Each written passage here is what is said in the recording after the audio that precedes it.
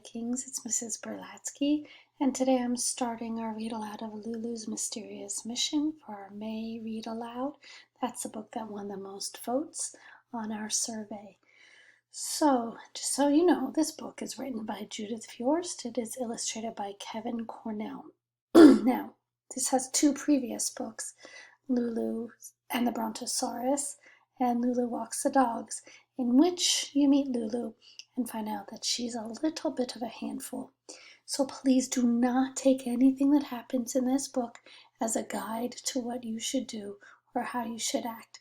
It is all fiction. The characters, the events, completely imaginary and fiction, and I definitely do not endorse this in any way, shape, or form as a way that you or any other person should ever act for any of the characters. So it's just for fun. Lulu's Mysterious Mission. I'll read it in about 4 installments. There might be a 5th one just in case it takes a little bit longer. But sit back, relax, and enjoy. I think if I can get all the technology working. Yes. So, Lulu's Mysterious Mission. Stop! Don't begin the first chapter yet. There's something I need to tell you, and I think I'd better tell it to you right now. This isn't a book about Lulu's mysterious mission. It's actually about Lulu's babysitter. And that's what I wanted to call it, except 2 kids that I know, Benjamin and Nathaniel, kept telling me that Lulu's babysitter was a really boring title, which means that the name of this book has absolutely nothing at all to do with the story I'm writing. You have now been warned. Wait, now that I have warned you, I'm feeling a teeny bit guilty. Like maybe it isn't fair to trick readers like that. Like maybe there ought to be a law that what's inside of a book has to somehow match up with the name of the book. So maybe, I'm not promising, but just maybe, I'll put in some stuff about a mysterious mission. Meanwhile, either return this book or keep reading. You'll find out what happens when Lulu meets up with Ms. Sonia Sophia Solinsky, who is definitely not your Mary Poppins type babysitter. And you might find out about a mysterious mission. So chapter 1. Uh-oh.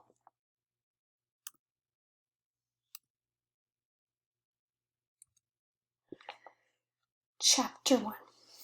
But first let's go find Lulu, who is in the living room screeching, "Now, now, now," although she doesn't screech much anymore. However, the news she was hearing from her mom and her dad was so utterly, totally shocking that it not only started her screeching, but almost shocked her into throwing one of her heel-kicking, arm-waving, on-the-floor tantrums. Lulu, however, thinks of herself as too grown-up now to throw tantrums, which also means she thinks of herself as grown-up enough to go with her mom and her dad on the trip they just told her that they would be taking without her. When Lulu had finished screeching, she fiercely glared at her mom and dad and asked them, in a not-too-nice voice, these questions. How can you have a good time if I'm not there? And who's going to take care of me? And how can you be positive that this person won't kidnap me and hold me for ransom? And, or maybe she'll stop feeding me and start yelling at me and hitting me and locking me down in the basement with the rats. Okay, that isn't technically a question. When Lulu was done, her mom and her dad looked at each other, then answered, very carefully. For even though their daughter wasn't the serious pain in the neck that she used to be, she wasn't the easiest girl in the world to be parents to when she didn't get her way. First of all, said Lulu's dad, there are no rats in the basement. As a matter of fact, we don't even have a basement. But even if we did, said Lulu's mom, we'd never hire a sitter who'd lock you up in it, or starve you, or hit you, or yell at you, or kidnap you. Or, added Lulu's dad, hold you for ransom. And if you were held for ransom, Lulu's mom assured Lulu, patting her oh so lovingly on the cheek, we'd pay whatever it took to get you back. But, Lulu pointed out, removing her mom's patting hand from her cheek, if instead of paying the ransom, you'd let me come with you, this trip of yours would cost a lot less money. Lulu's dad explained that as much as they loved and adored their precious only child, they wanted to have, for the first time since they'd been parents, a private grown-ups only vacation together. and that even though they wouldn't be having the kind of fun they had with their fabulous Lulu, they would be having a different kind of fun. "You mean better fun," grumped Lulu. "You'll have better fun without me, and you won't even care when I get sick." Chapter 2. Lulu's mom started crying at the thought of poor Lulu left behind and dead of a broken heart.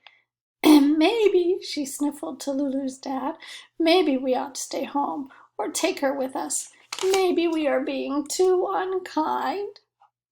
It's at this point in every argument that Lulu almost always gets her way because her mom and her dad just cannot bear it when their darling is displeased. It's right at this point that Lulu almost always gets what she wants because her mom and her dad give up and give in. Except on those rare occasions, like now for instance, when they try not to. Lulu's dad cleared his throat and in a strong, firm voice replied to Lulu's mom. "No," he said. "We're going. She's staying. That's why we decided," and he took a deep breath, "we're sticking to it." He then turned to Lulu and said, "But you don't have a thing to worry about, dearest darling, because after much research we've hired the best babysitter in town, maybe the world, to take care of you the week that we're away." "Babysitter," Lulu gasped. "Babysitter? Babysitters sit babies, and I'm no baby." Lulu thinks she's no baby because she plays a tough game of Scrabble, goes by herself to the corner store to buy milk, gets good reports from her teachers, earns some money walking dogs, rides a bike with no hands, and has pierced ears. She's also on the softball team, the swim team, and the debate team, has recently started learning the trombone, and is going to be a crossing guard next year. And what Lulu wants to know is why a person who can do all that would need a person called a babysitter. "Call her what you want, but her name," Lulu's mom said soothingly, "is Miss Sonia Sophia Solinsky, a trained professional. And we're sure, dear, that if you, dear, will give her, dear, a chance, dear, the two of you will get along just fine." "In fact," said Lulu's dad, "she's moving in this afternoon. We'll show her around the house, and maybe you two can start to bond before your mom and I leave tomorrow morning."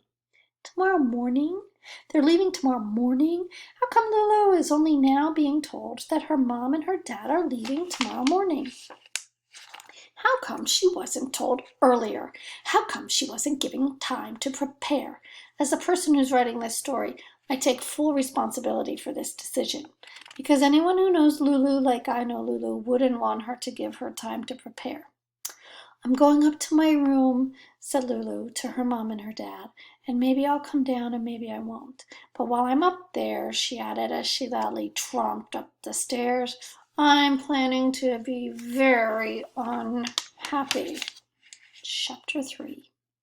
Up in her room, along with being very, very unhappy, Lulu was trying to figure out what to do. Actually, she knew what to do. Get rid of the babysitter so her mom and her dad would have no one to leave her with. All she needed to figure out was how. She went to her computer. Yes, she has her own computer. She has her own everything. And typed in how to get rid of a babysitter. But nothing too helpful came up, so Lulu started making a list of possibilities, and as she wrote, she chanted this little chant. "Eeny, meeny, miny, mo, that babysitter's got to go." While Lulu was chanting and making her list, the doorbell rang, and a voice boomed through the house, a voice that sounded to Lulu like real bad news. "Sonia Sophia Solinsky," it said, "at your service." Lulu heard the gentle murmurs of her mom and her dad, interspersed with Miss Solinsky's boom, and the quiet patter of their feet, interspersed with Miss Solinsky's clomp, and then someone, either her mom or her dad, was knocking softly at her bedroom door, with Miss Solinsky bellowing, "The eagle has landed, Lulu! Open up!" The eagle has landed? That's how Miss Solinsky says hello?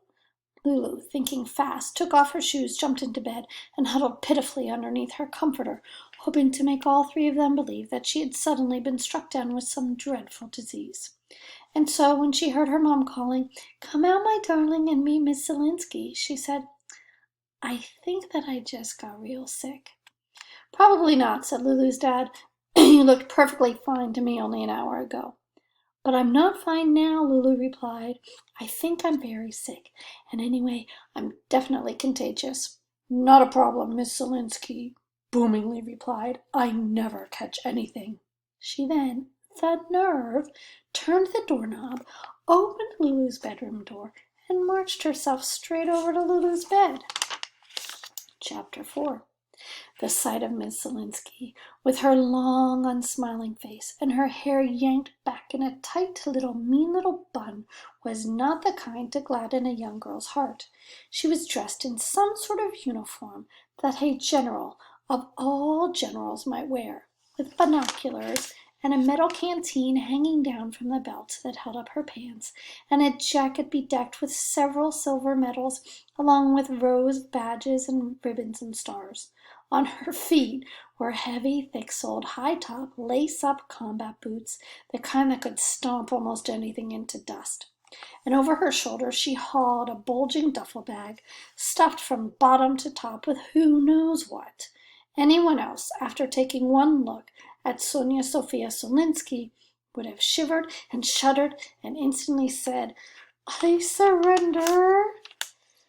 Maybe you're starting to wonder why Lulu's mom and Lulu's dad would ever hire someone who would wear a menacing uniform and combat boots.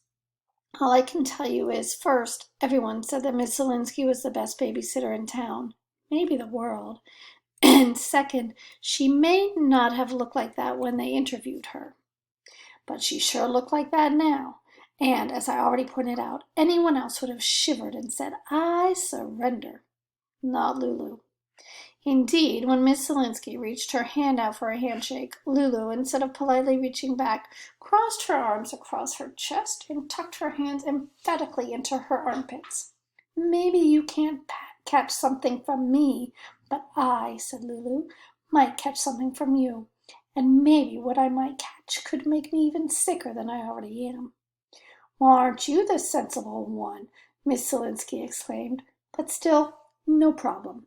She dug into her duffel bag, pulled out a packet of disinfectant wipes, and briskly wiped down her hands, first left, then right. "I've just killed off my germs, which means you can't catch anything from me," she said to Lulu. "So now," she reached out again, "shall we shake hands?" Although there was a question mark at the end of this last sentence, and this wasn't a question. Lulu shook hands. After the handshake, Miss Selinski told Lulu's mom and her dad that if they wanted to pack for their trip, she would stay with Lulu and keep her company. "We'll do just fine," she assured them as they gratefully rushed from the room, moving so fast that they didn't see Lulu frantically shaking her head and mouthing so Miss Selinski wouldn't hear her, "Don't go."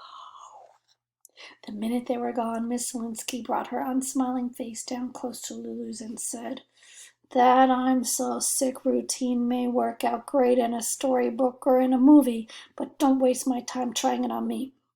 You're in excellent health, and I want you on your feet, in your shoes, standing tall, arms straight down at your sides in exactly," she looked at her wristwatch, 90 seconds.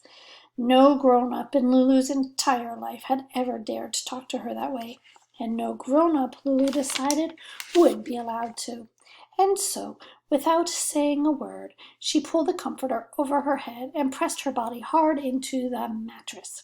She could hear Miss Selinski counting down, 80 seconds, 60 seconds, 35, 25, 15 seconds, time's up.